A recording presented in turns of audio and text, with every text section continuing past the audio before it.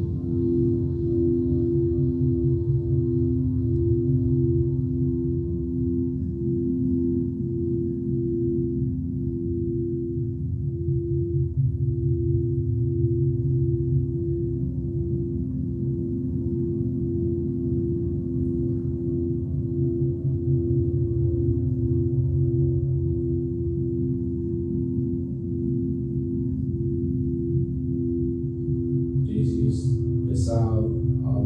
universe.